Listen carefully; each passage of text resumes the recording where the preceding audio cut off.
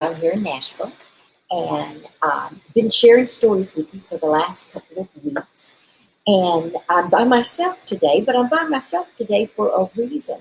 I'm going to share a couple of stories because they're always good.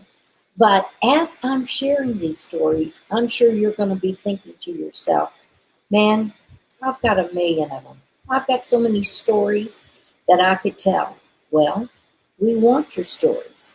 So, as this little stream comes across the bottom, you can see if you will email me, Carol, at the Practical Decorator, and put in the subject line, I have a story. And that way, we will create volume two of If These Walls Could Talk. So I love doing it. I love sharing the stories. And, I am a storyteller. That's what I do. And I use these stories not just because they're sweet or they're cautionary or whatever the reason is. I use these stories if I am trying to sell my client something, or if I'm trying to ease her mind about me being in there. I can say, Helen, this reminds me of a story of another client that I had. And you may be new and you don't have a lot of stories. Well, you can have a lot of stories if you get our book. And you can get it on the Decorating and Staging Academy website. So again, I'm Carol Bass, and we're going to have story time today. And I'm going to share first, this one is a lesson learned. It's a paradigm shift. This is one that I put in the book, but there are lots of others, and we're going to have more of the storytellers joining us, in the next weeks to come. Okay, I was teaching a class of 5 women to become certified home stagers. We traveled to a real home to learn through hands-on experience. Our staging client was thrilled to have some help getting her house ready to sell. When we arrived, the students went inside. I hung back to talk with the homeowner outside. We chatted for a while. I like to get answers to the usual questions. Why are you moving? How quickly do you want to sell? Anything else I should know? Etc. What I learned shook me up. I gave her a hug so she could have the day off, and then I went in the house. What I found when I entered the living room were 5 pretty upset students because of the bad conditions of which they found the house. And it was pretty bad. Clutter everywhere, an overabundance of toys. There were even dirty diapers down between the cushions in the sofa. I kept hearing complaint after complaint about the homeowner not even picking up before we came.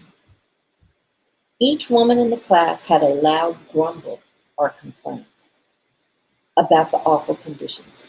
I said, guys, could you sit down just for a second and let me talk to you?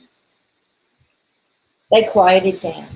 I began to tell them what I had discovered about the homeowner in the driveway. Her mother has stage 4 breast cancer and needs her assistance, because she can no longer navigate the stairs. Her son has a rare form of leukemia and receives an overabundance of stuffed animals and toys every time he's hospitalized. She is stretched thin and doesn't know if she'll manage this move and how she'll manage it. The tears began to well up in my students' eyes. Their hearts began to melt. Nothing had changed. There were still diapers in the sofa and too many toys, but everything had changed. Hearts had softened. When they heard her story, they said, you tell her if she needs us in any way after we leave today, all she has to do is call. We're available to come back after today and help with anything else.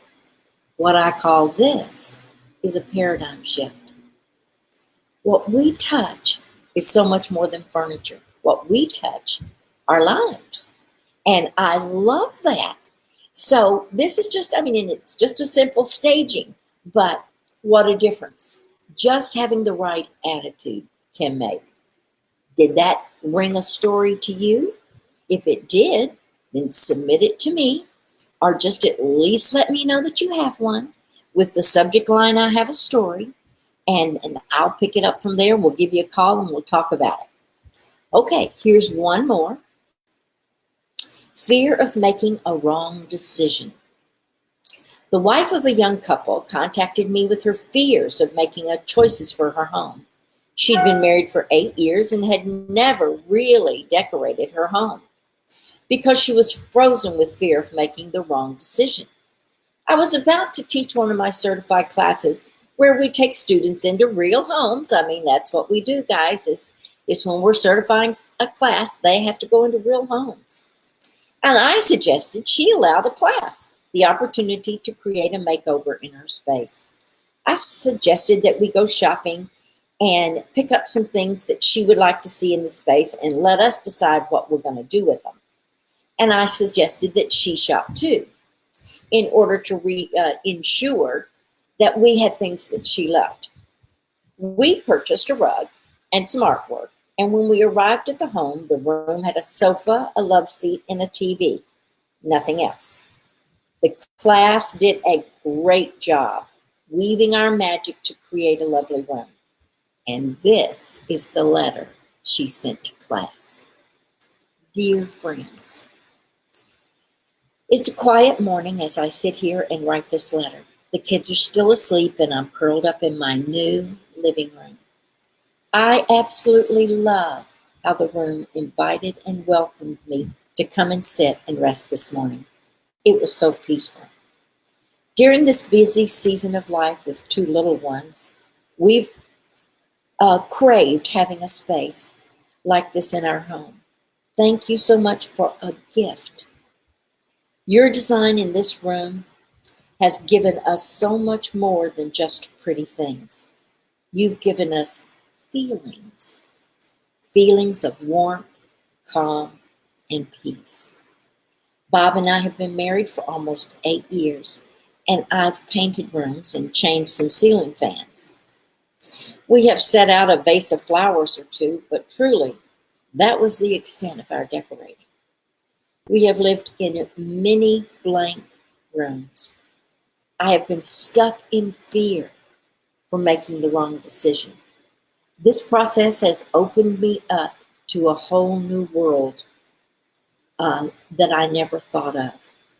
You have shown me what it does for my spirit to feel welcome in my own home. Suddenly, even making dinner and folding clothes is exciting to me. I have something that popped up in front of me, guys. Let me just get rid of that. Okay. Even folding clothes has become exciting to me. I adore the placement of the artwork, family photos, and the clock on the wall. It is so pleasing to the eye and interesting at that level. I was afraid the room was going to feel cluttered, left in the hands of someone else, because I feel it's so creative and clean. When I first walk in, I felt warmth from the lighting. Your strategic placement of the lamp gives you the room a glow that is soft and so lovely. Your ability to work with what I had was so fun to see. Who would have thought 3 green apples from my refrigerator would have created such a neat effect on the fireplace? Manual. Brilliant. As an avid watcher of HGTV, I have heard people say, I knew it would be great, but I didn't know it would be this great. 100 times during the big reveal. That was exactly how I felt. It was surreal. So from the deepest very part of my heart, I thank you for your hard work, vision, and creativity. Your ability to transform a room in a house into a sanctuary in a home is a profound gift. From my heart to yours, I thank you. So What do you think my students felt about having that as one of their testimonies for their very first house? So, like I said, and I say it all the time, we touch more than furniture, guys. We touch lives. So I want to hear your stories. I love this stuff. It's what keeps me going. You know, I've been doing this almost 20 years, and I love it as much today as the first day I started. So let me hear from you. Love having you on.